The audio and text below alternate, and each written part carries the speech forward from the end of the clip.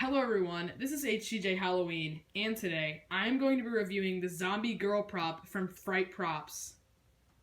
This is the first video I've ever made on a prop that is not from Spirit Halloween, but I still wanted to show it to you guys. It's a static prop, and it's only about 4 feet tall. It has a purple and whitish tinted face, and it also has a lot of gashes around the mouth and on the forehead. And the eyes are a bright yellow color. It also has feet with black nails and cuts and scars. And very detailed hands as well. It has blonde hair and creepy cloth across the chest. And in its left hand, it's holding this creepy rag doll.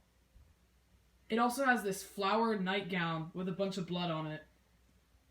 The only complaint I have is that the feet are just tall enough to not be seen under the dress.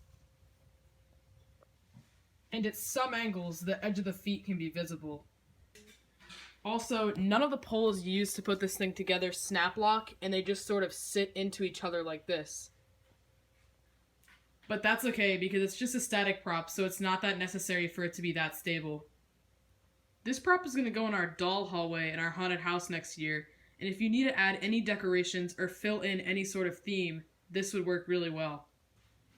This website sells a lot of really cool and really cheap static props, and I'm going to go ahead and leave a link to this one in the description. So I hope you guys enjoyed this quick review, and I'll see you all next time.